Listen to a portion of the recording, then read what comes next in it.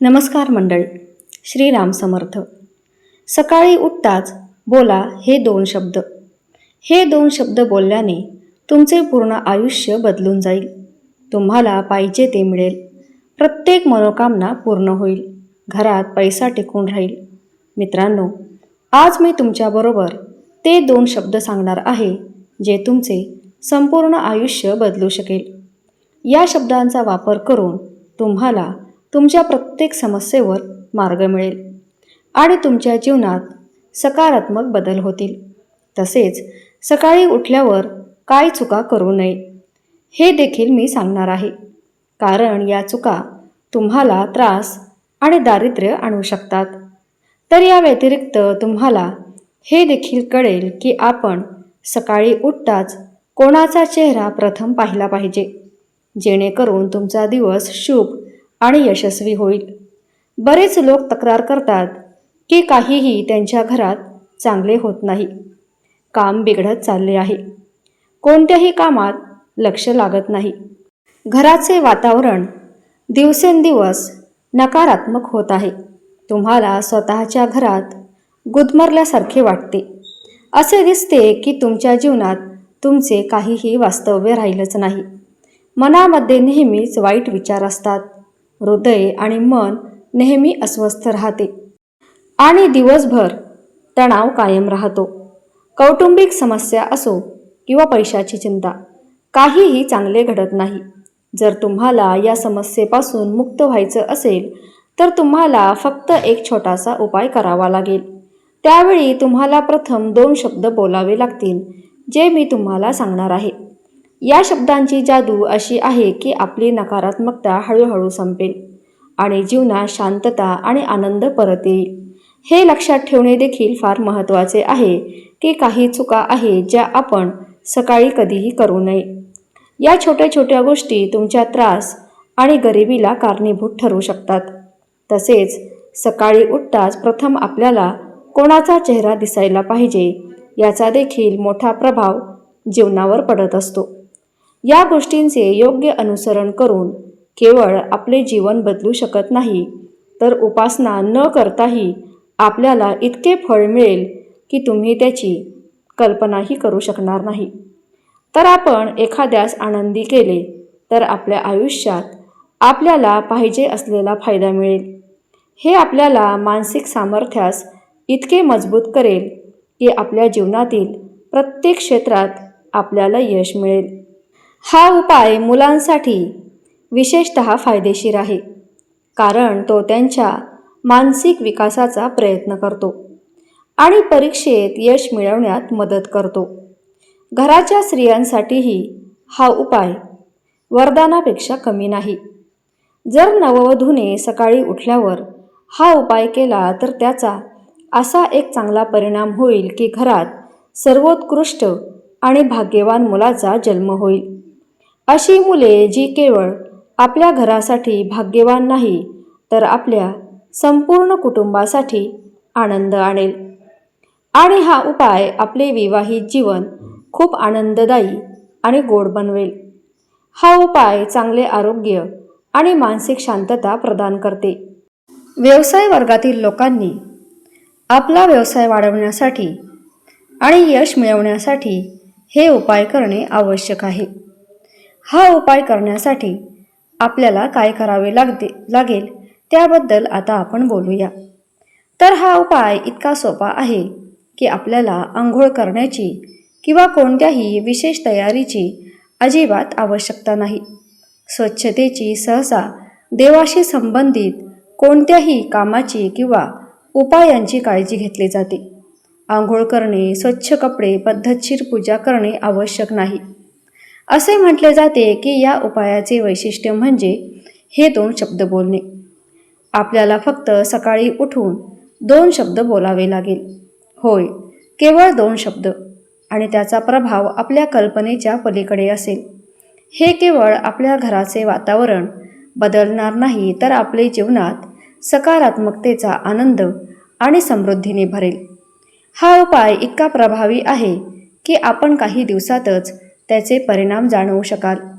तर मित्रांनो, हे जेव्हा तुम्ही सकाळी दोन शब्द बोलता नक्कीच तुम्हाला महालक्ष्मी मातेची कृपा नक्कीच मिळेल आणि महालक्ष्मी मातेचा आशीर्वाद त्या व्यक्तीस प्राप्त होईल आणि तुम्हाला आयुष्यात सर्व प्रकारचे यश मिळेल. आपल्याला फक्त सकाळी ते 2 शब्द बोलावे लागेल आणि प्रथम देवतांवर ध्यान करावे लागेल आणि त्या व्यतिरिक्त आपण आपला दिवस फक्त देवांच्या उपासनेने सुरू केला पाहिजे, जेणेकरून आपल्याला त्याचा योग्य आणि शुभ परिणाम मिळतील आणि आपल्या आयुष्यात आपल्याला चांगले काम मिळेल. आपले दोन्ही हात जोडून देवाचे अभिवादन करून आपल्याला हा मंत्र बोलायचा आहे. ओम जू. हा छोटासा महामृत्युंजय मंत्र आहे. जर हा मंत्र जप केला तर आपल्या कुंडलीतील काही दोष असेल तर ते कमी होतील. या मंत्राचा जप करून आपली सर्व कामे पूर्ण होतील. अशा प्रकारे हा जप करून आपली सकाळची सुरुवात केली पाहिजे, जेणेकरून आपला दिवस चांगला असल्याचे म्हटले जाते की जर दिवसाची सुरुवात चांगली असेल तर सर्व काही चांगले होईल. म्हणून जेव्हा सकाळचे डोळे उघडाल तेव्हा तुम्हाला सकारात्मक ऊर्जा मिळेल. तेव्हा समजून घ्या की आपला दिवस तयार झाला आहे, चांगला दिवस तयार झालेला आहे. तर मित्रांनो, सकाळची वेळ आपल्या आयुष्यात खूप खास असते.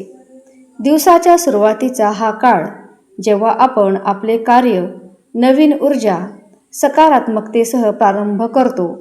परंतु बऱ्याचदा आपण नकळत काही चुका करतो ज्या केवळ आपला दिवसच खराब करत नाही तर आपल्या जीवनात नकारात्मकता वाढवतो.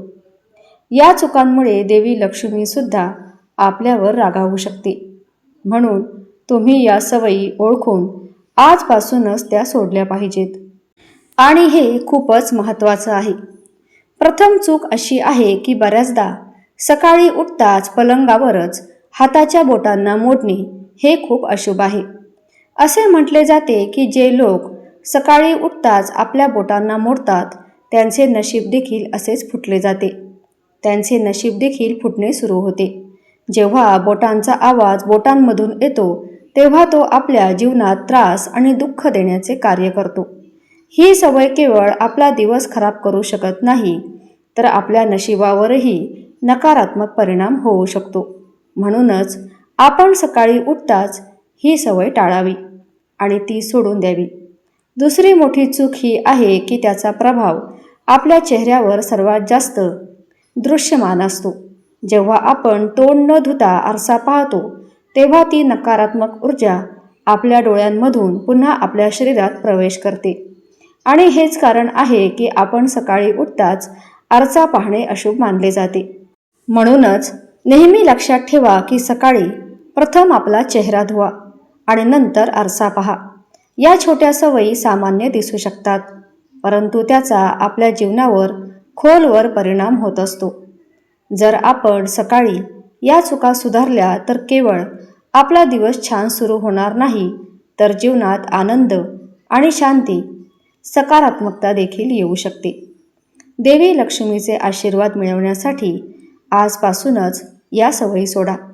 सकाळी उठल्यावर आपल्याला कोणाचा चेहरा बघायचा आहे तर प्रथम आपण आपल्या आवडत्या देवाचा चेहरा पाहावा. कारण सकाळी झोपेतून उठल्यावर प्रत्येक व्यक्तीच्या चेहऱ्यावर वेगवेगळे भाव असतात.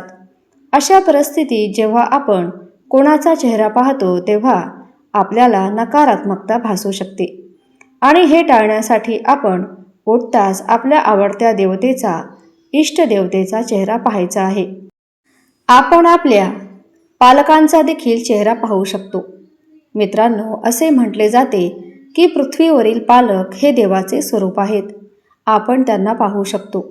त्यामुळे आपल्या आईवडिलांचा चेहरा पहा. दिवसभर आपल्याला ताजेपणा आणि ऊर्जा मिळेल. एक गोष्ट अशी आहे जी आपल्या सर्वांच्या कुटुंबात एक विधी म्हणून शिकवली जाते, तर ती म्हणजे सकाळी तळहाताकडे पाहावे. कराग्रे वसते लक्ष्मी, करमध्ये सरस्वती, करमुल्ये तू गोविंदम, प्रभाते करदर्शनम. आपण हा श्लोक म्हणायचा आहे. यामागील कारण असे आहे की शास्त्रवचनानुसार आपल्या तळहातात सरस्वती देवी, लक्ष्मी माता आणि भगवान विष्णू यांचे निवासस्थान आहे. मित्रांनो, आपल्या तळहातावर आपला देव बसलेला असतो. त्यामुळे डोळे उघडताच आपल्या तळहाताकडे पहा आणि हा जो श्लोक सांगितला आहे तो बोलायचा आहे. तर खूपच तुमचा शुभ वेळ चालू होईल आणि याचा आपल्या संपूर्ण दिवसावर परिणाम होतो. जर आपली सकाळ योग्यरित्या सुरू झाली तर संपूर्ण दिवस चांगला जातो आणि या कारणास्तव सकाळी अगदी लहान गोष्टींचा आपल्या जीवनावर खोल परिणाम होत असतो. आज मी आपल्याला अशा काही गोष्टी सांगणार आहे ज्या आपण केवळ ऐकल्याने आपला दिवस सुधारू शकतो आणि त्याऐवजी आपण आपल्या जीवनात आनंद, शांती देखील आणू शकतो. जर आपले डोळे सकाळी घंटेच्या आवाजाने किंवा शंखाच्या आवाजाने उघडले तर ते खूप शुभ मानले जाते. याचा अर्थ असा आहे की आपण आपले त्रास आणि नकारात्मकता स्वतःच काढून टाकली आहे आणि म्हणूनच असे म्हटले जाते की सकाळी उठल्यानंतर एखाद्याने देवाची उपासना केली पाहिजे आणि त्याचे आशीर्वाद घेतलेच पाहिजेत. उपासनेदरम्यान घंटा आणि शंख वाजवण्याची सवय लावून घ्या, कारण ते केवळ घराचे वातावरण शुद्ध करत नाही तर आपल्या मनाचे नकारात्मकता देखील दूर करते, संपवते. आणखीन एक महत्त्वाची गोष्ट जी आपला दिवस शुभ बनवू शकेल म्हणजे जर आपण सकाळी घराबाहेर पडलात आणि कचरा उचलताना वाटेत साफसफाई करणारा एखादा कामगार पाहिला तर ते एक अतिशय शुभ संकेत मानला जातो. ज्योतिषशास्त्रात असं म्हटलं जातं की साफसफाईचे कामगार शनिदेव यांच्याशी संबंधित असल्याचे म्हटले जाते. अशा परिस्थितीत जर आपण त्यांच्याकडे बघून तोंड फिरवले किंवा त्यांच्याकडे लक्ष दिले नाही तर ते शुभ असू शकत नाही. त्याऐवजी शक्य असल्यास त्यांना काही देणगी द्या. सकाळी जागे झाल्यानंतर आपल्या घराच्या इतर कोणत्याही सदस्याची सावली पाहू नका.